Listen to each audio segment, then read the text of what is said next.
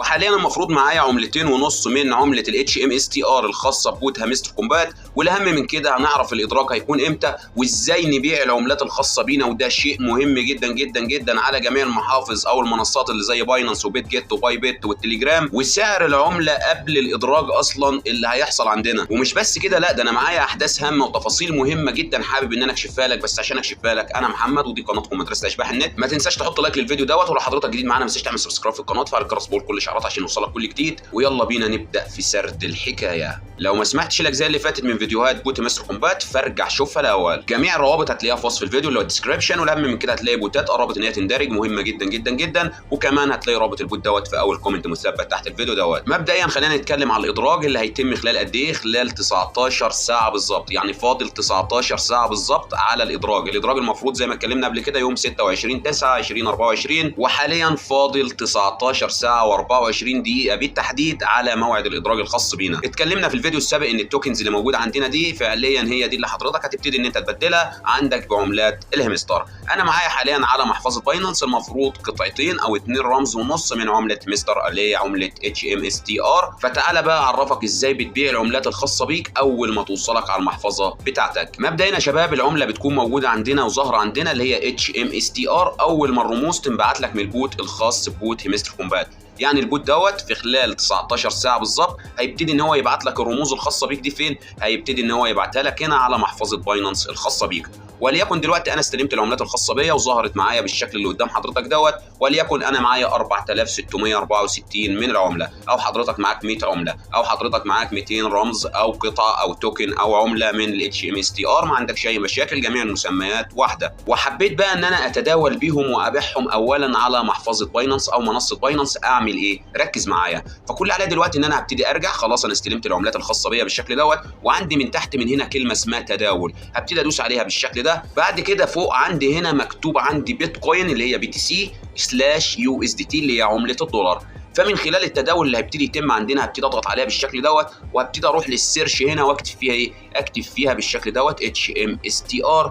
هيبتدي مباشره هنا يظهر لي العمله الخاصه بالHMSTR. وليكن دلوقتي خلينا نجرب على عمله ثانيه موجوده معانا، وليكن اللي هي عمله دوكس. قبل كده حضرتك انا بشرح لك على عمله دوكس، بس اللي هيتم عندك هيكون بالشكل دوت. هنا بيقول لك بقى حابب تحول عمله الهامستر اللي معاك لايه؟ انا بتكلم دلوقتي يا شباب ان دي عمله الهامستر اللي هي الخاصه ببوت السناجب، انما بالنسبه لنا حاليا في الشرح فاحنا بنتكلم على بوت دوكس اللي هو بوت الكلاب اعزكم الله. بعد كده ببتدي اختار من هنا بوت الاتش ام اس تي ار او عمله الاتش ام اس تي ار. بعد كده ببتدي اختار معاها اليو اس دي تي او الاف دي يو اس دي، عادي اي حاجه حضرتك حاببها، بس احنا دايما بنبدل او بنتداول على عمله اليو اس دي تي. هبتدي ادوس عليها بالشكل دوت.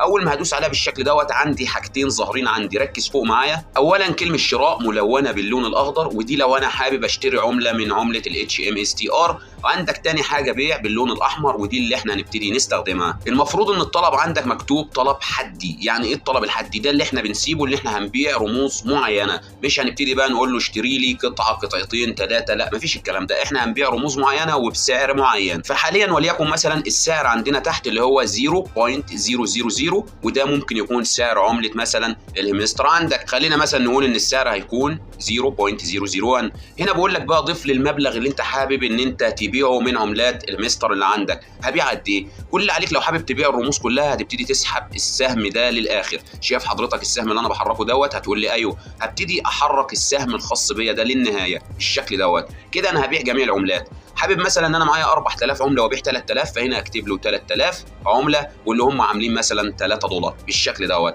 حبيت مثلا السعر مثلا وليكن الخاص بالعمله الاتش ام اس تي ار طلع 0.01 بالشكل دوت، فكل عليك من هنا هتبيع ال 3000 مثلا هيعملوا معاك 30 دولار وهكذا. بس كده هقول لك لا، كل اللي علينا بعد كده بنقول له بيع من تحت من هنا لعمله ايه؟ لعمله اتش ام اس تي ار. احنا لسه هنتكلم على سعر العمله يا شباب اللي هو التداول قبل السوق.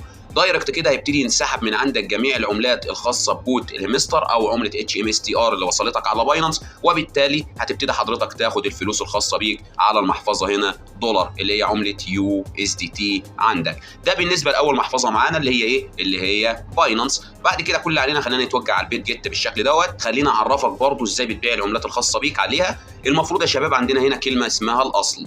اول ما بتدخل على كلمه الاصل كده، والمفروض بعد مرور نفس الوقت في بوت هامستر كومبات هتبتدي توصلك العملات الخاصه بيك، زي ما انا هنا واصل لي رموز من ايفا كوين، وكمان واصل لي رموز اللي هي الكات اللي هي الخاصه بالكاتزين. فكل علينا دلوقتي يا شباب ان احنا هنروح برضو على كلمه التداول. ركز ان اي بيع على اي منصه بيتم من خلال التداول. بعد كده هنضغط على كلمه كات من هنا او اي عمله موجوده عندك. بعد كده بكتب في السيرش هنا بالشكل دوت HMSTR، فدايركت كده بتبتدي تظهر عندك العمله، وكمان بيظهر عندك اللي هو التحويل لليو اس دي تي اللي هي عمله الدولار عندك. بعد كده كل علينا ان احنا بندوس عليها بالشكل دوت بيبتدي يظهر معانا. هنا بيجيب لك سعر الشراء، احنا مش عايزين نشتري عملات، احنا عايزين ايه؟ عايزين نبيع العملات اللي موجوده في المحفظه بتاعتنا ونبدلها بعمله الدولار. فاوريدي كده هنروح على كلمه بيع. خلاص على كده فهمنا. هنا المفروض ان سعر العمله وليكن 0.7، انا بديك مثال للاسعار. بعد كده بقول لي حابب تبيع قد ايه؟ انا معايا بس قطعتين من عمله الكاتي اللي هي الكاتزين، فكل اللي عليا هنا ان هو مديلي سعر اللي هو $1.5.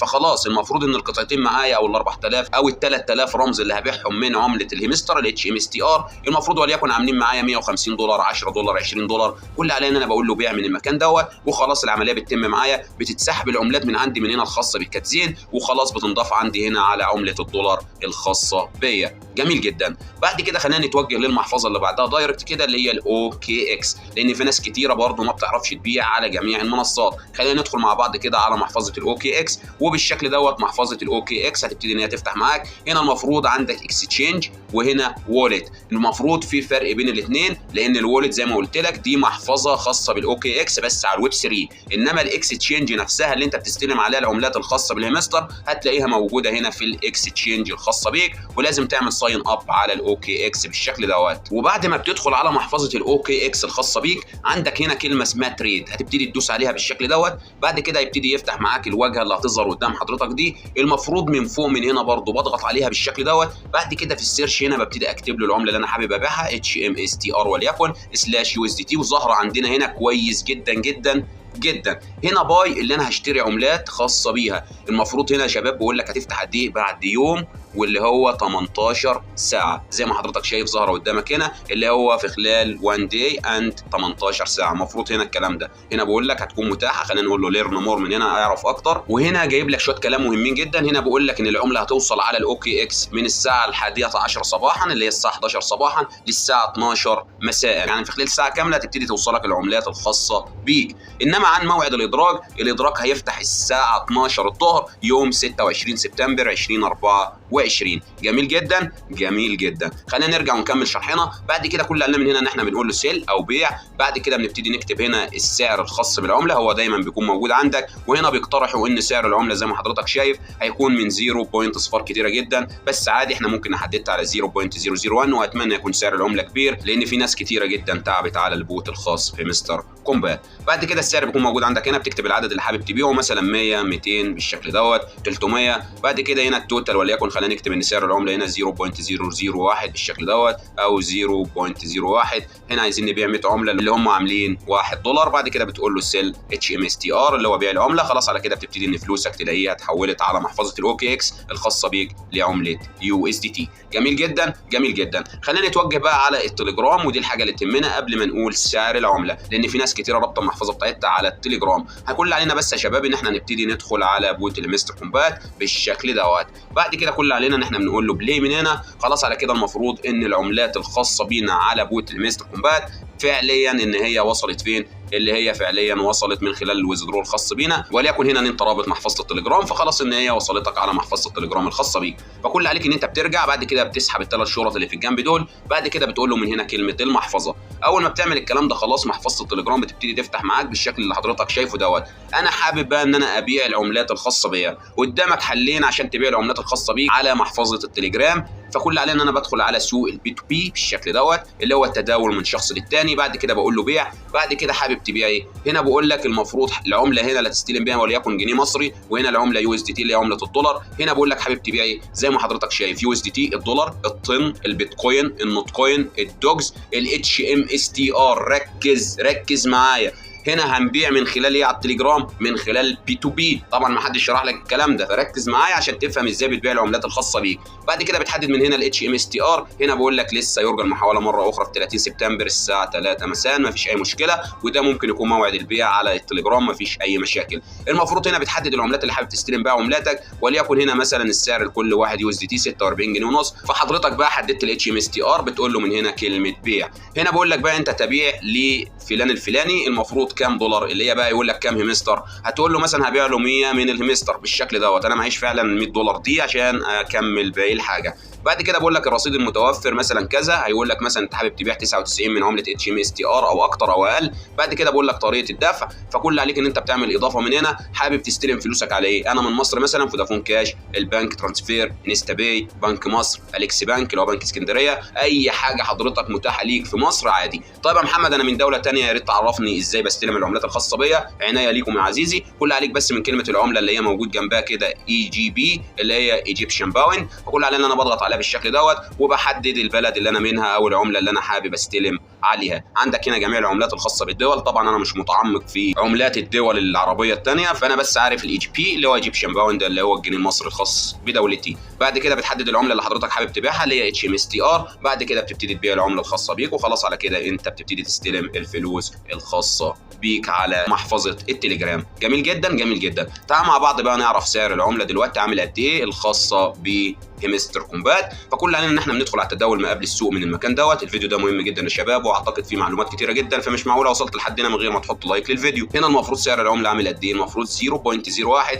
فمعنى كده ان الادراج الخاص بالعمله هيكون اكبر من سعر الادراج او الشراء الخاص بيها، يعني الادراج او بيع العمله هيكون ان شاء الله اكبر من سعر الشراء الخاص بالعمله، ودي حاجه كويسه جدا. يعني زي ما توقعت في فيديو سابق قبل كده ان ممكن تكون توصل ل 0.1 او 0.15 او 0.5 دولار اللي هي 0.5، ودي هيكون اعلى حاجه ان شاء الله العمله هتبتدي ان هي توصل لها. انما في البيع عندنا هنا زي ما حضرتك شايف المفروض ان السعر موحد الى الان. في ناس كتيره بتبتدي تشتري عملات زي مثلا الهيمستر كومبات وبيبتدوا ان هم يبيعوها. هتقول لي ليه؟ اقول لك هنا ان سعر البيع عامل 0.0099. فبحسبه بسيطه كده وليكن مثلا حضرتك معاك قد ايه؟ طبعا دلوقتي يا شباب ده مش السعر الحالي للعمله، انا بتكلم تاني، ده توقع قبل الادراج بالنسبه للسيناريو اللي شغال اللي هو الشراء والبيع والسوق عندك. المفروض يا شباب ان احنا بناخد حذرنا. ازاي يا محمد؟ المفروض دلوقتي اللي بيشتري دلوقتي بمبلغ 0.01، لو جه يبيع المبلغ دلوقتي، لو جه مثلا اشترى 1000